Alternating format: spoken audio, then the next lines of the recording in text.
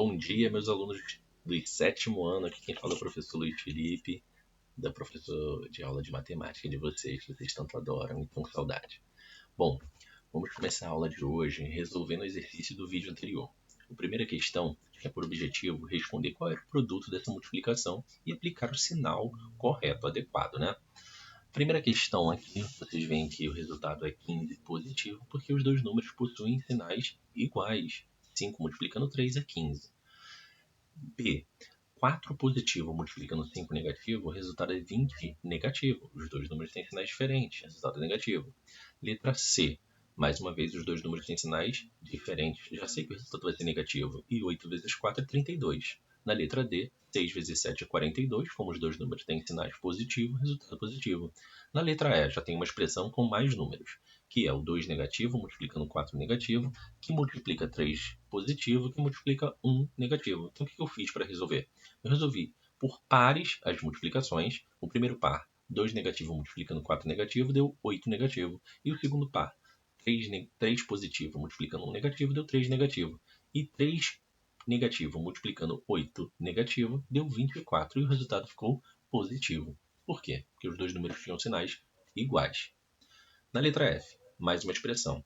Resolvendo o primeiro par, 5 negativo multiplicando 6 negativo, dá 30 positivo, que multiplicando por 2 negativo dá 60 negativo. Na número 2, tinha por objetivo vocês considerarem os valores positivos e negativos e responder qual seria o sinal dessa expressão. Ah, professor, mas não tem número nenhum. Considere números positivos e números negativos conforme o sinal e você vai ver que você não precisa do número para saber qual é o resultado que vai acontecer. Assim como eu respondi na questão anterior. Antes de fazer a multiplicação, eu já vi que os números tinham sinais diferentes, o resultado dava negativo. Quando eu vi que os dois números tinham sinais iguais, o resultado dava positivo. Eu nem me importava quem era o valor, quem era o sinal. Então essa pergunta aqui é uma pergunta teórica, tá? Considere então, na primeira expressão, só temos números positivos. São todos sinais de mais. E é uma multiplicação, correto? Multiplicando ali, ó, separei, são 4 termos, eu separei por pares. São 2 pares. O primeiro par de positivos multiplicando entre eles deu positivo. O segundo também igual. E ficou o resultado positivo multiplicando positivo. Resultado final, positivo. Então, se você tiver em uma expressão somente números positivos, gente, pode ter toda certeza, o resultado final vai dar positivo. Na letra B, eu tenho um par de números negativo e um par de números negativo. Igual, né? Então o resultado só pode dar o mesmo. Multiplicando o par de números negativos dá positivo. Ficou positivo multiplicando positivo, que o resultado final foi positivo. Essa conclusão nós podemos chegar que se eu tiver uma expressão somente com números ímpares, eu vou sempre chegar a um resultado par? Sempre chegar a um resultado positivo? Não, não. Essa você não pode afirmar isso, não. Vai depender do número de termos. Se eu tiver um número de termos par, eu vou ter resultado positivo. Se eu tiver um número de termos ímpar, eu vou ter um resultado negativo. Mas isso vocês podem verificar conforme os exercícios, tá? Podem ir treinando e vocês vão pegando esses macetes. Na letra C, eu tenho resultado de um número positivo e um negativo, mais um positivo e um negativo. Vamos ver qual resultado final vai dar isso. O primeiro par multiplicando negativo com positivo dá negativo. O segundo par é igual, também dá negativo. Ficou um negativo multiplicando com negativo. O resultado final foi positivo. Na letra D, tem uma sequência, né? São 3 pares de termos ali.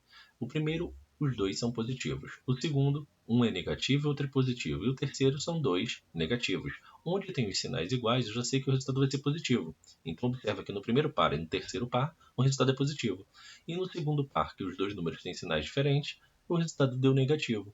E agora eu vou fazer o primeiro par de baixo, que é positivo vezes negativo, o resultado deu negativo. Multiplicando o positivo, resultado final, negativo.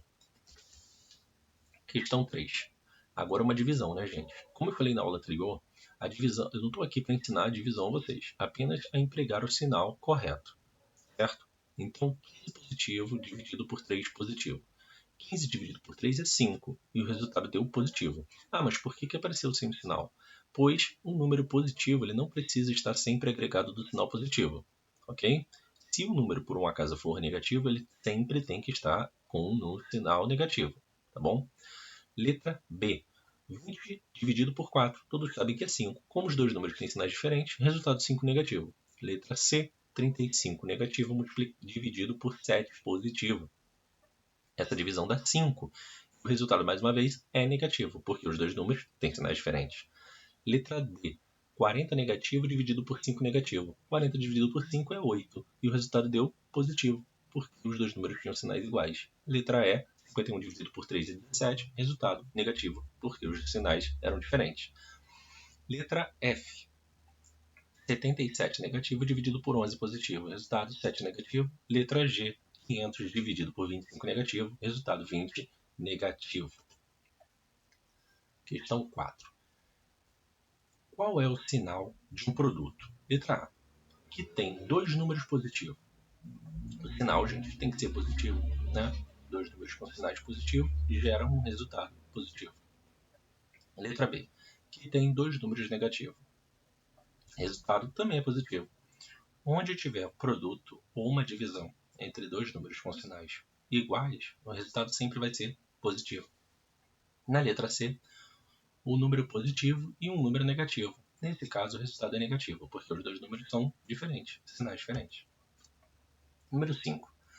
Trata-se da situação onde tenho uma quantidade de 120 bolinhas de gude e quero dividir isso em 5 caixas. Quantas bolinhas de gude vai ficar em cada caixa? Resultado, 24, né, gente? Muito fácil essa. Bom, a aula de hoje vai falar sobre ângulos. E a gente vai começar mostrando aqui as duas semirretas que determinam dois ângulos. Se você observar, essas duas semirretas, elas têm a mesma origem. E quando eu tenho duas semirretas que têm a mesma origem, elas formam dois ângulos. O ângulo menor é o ângulo interno, e o ângulo maior nessa figura é o ângulo externo, como você vê ao seu lado esquerdo. O objeto utilizado para medir ângulo é o transferidor. Esse da imagem que você vê logo abaixo. Tá? E os ângulos, eles têm a unidade de medida é o grau, tá? Aqui vocês veem 4 ângulos muito comuns na matemática, tá? Eles têm nome próprio. O primeiro ângulo, na parte superior do lado esquerdo, é um dos ângulos mais conhecidos. É o ângulo reto. Ele tem sempre esse formato de L. Ele mede 90 graus. Todo ângulo que medir 90 graus, você vai chamar de ângulo reto. O ângulo superior do lado direito é um ângulo que, se você comparar com o primeiro, com o ângulo reto, você vai ver que ele é mais fechado. Tá? Então ele é menor que 90 graus. Todo ângulo que for menor que 90 graus é um ângulo agudo, com exceção do zero, que é um ângulo nulo. Na parte inferior do lado esquerdo, você vai ver que tem um ângulo obtuso. Ele é, comparado com o de cima, maior, ele é mais largo. Então, a definição de ângulo obtuso é todo ângulo que é maior que 90 graus. Porém, ele deve ser um ângulo menor que 180 graus. Ou seja, porque o ângulo de 180 graus ele possui nome, é o ângulo raso. Tá? Ele tem formato de meia volta. Aqui vocês veem, meia volta mais uma volta inteira. Se meia volta equivale a 180 graus, então uma volta inteira equivale a 360 graus, né, gente? O dobro de 180. Meia volta com meia volta dá uma volta inteira. O dobro de 180 é 360. Aqui vocês veem uma placa indicando aqui um exercício que pode acontecer no nosso cotidiano. Todo mundo já viu alguma placa como essa no trânsito. O ângulo representado na imagem é de 90 graus e é chamado de ângulo reto. Aqui você vê ele apontando para a esquerda. A placa de curva acentuada para a direita o ângulo representado na imagem é menor. Não, aliás, maior que 90. Está errado ali. É maior que 90 graus. Então ele não é chamado de agudo. O ângulo que é maior que 90 graus ele é chamado de quê, gente? Obtuso. Ok? Na hora que você for fazer o exercício, corrigir e passar a copiar essa questão, não esquece de trocar, tá? É maior e é obtuso na resposta. Analise cuidadosamente essa imagem. É um campo de futebol e você está vendo aqui as linhas, né? Aqui eu estou comparando aqui que tem duas linhas que elas se encontram. Quando elas se encontram, elas formam um ângulo, não é isso? Como a gente viu na imagem anterior. E aí, gente? Analisando, é correto afirmar que o ângulo nela representado é um ângulo agudo? O que vocês acham? Não é correto afirmar isso, né, gente? Esse ângulo ele tem formato de L. Todo mundo sabe que o campo de futebol é retangular. Então, esse ângulo é um ângulo reto, tá? Mede 90 graus. Ângulos suplementares.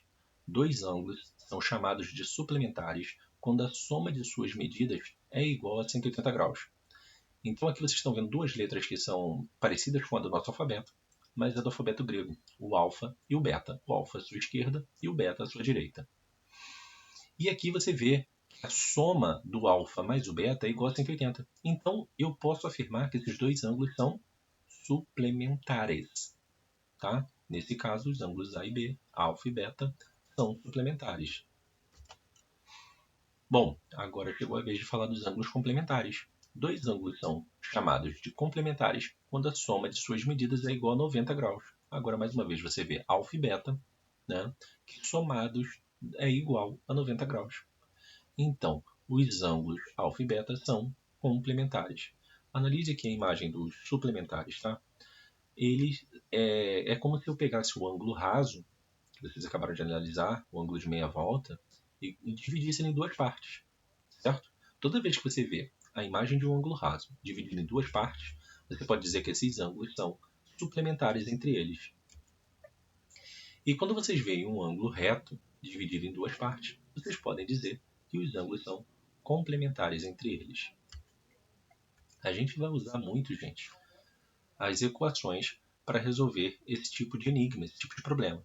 Então observa bem esse exemplo, alfa mais beta igual a 90 graus, que em determinados casos eu vou transformar esses valores em incógnitas e a gente vai ter que descobrir qual o resultado do ângulo complementar. Agora eu quero que vocês conheçam os ângulos congruentes, que é o da bissetriz. São os ângulos que apresentam a mesma medida. São ângulos que apresentam a mesma medida, medidas iguais, ok? Eles possuem a mesma medida, são medidas iguais. Se um ângulo mede 20 graus, o outro também mede 20. Se um ângulo mede 40 graus, o outro também mede 40. Se um ângulo mede 50, o outro também vai medir 50. Isso se dá o nome de ângulos congruentes, ângulos com medida de ângulo igual. Então analise a imagem acima. Qual é o valor de A?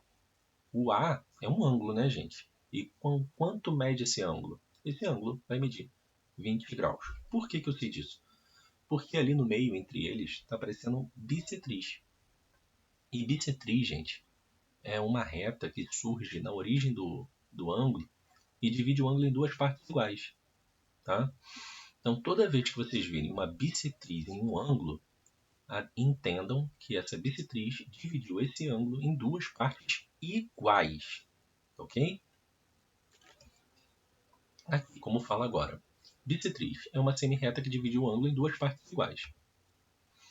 Ângulos opostos pelo vértice, abreviado por OPV.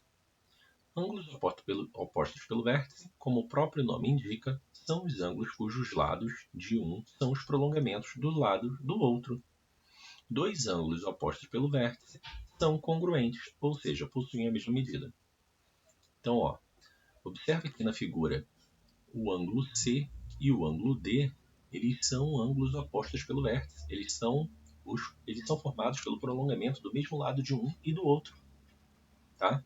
E o ângulo A e o ângulo B também são ângulos opostos pelo vértice. Também são formados pelo prolongamento dos seus lados e dos seus lados e que formam o ângulo oposto pelo vértice. Tá? Então, ângulos opostos pelo vértice, além de saber identificar quais são os ângulos opostos pelo vértice, vocês precisam lembrar que ângulos opostos pelo vértice possuem a mesma medida. São ângulos com o mesmo grau.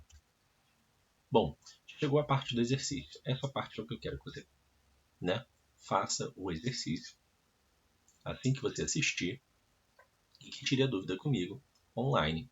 Né? Então, mande o seu exercício pronto para mim, que eu vou analisar se o seu exercício está certo ou se está errado. Aqui, na próxima página, você tem mais uma quantidade de exercícios. Já esse exercício aqui é que eu estou adiantando para vocês para ser realizado no dia 7. Tá? Se você adiantar os exercícios, tiver tudo certo, falar comigo e quiser adiantar esse exercício, você pode. Mas eu aconselho você a aguardar o dia 7, esperar eu estar online, para conversar comigo. Até porque eu pretendo online dar algumas dicas para como você resolver os problemas de forma mais fácil, utilizando as equações. Tá bom? Número 2 também é para ser feito no dia 10. Tá bom? Então aguardem por mim e façam o exercício e peçam orientação. Estarei disposto e aguardando por vocês. Gente, finalizando a aula. Tchau, tchau. Fiquem bem.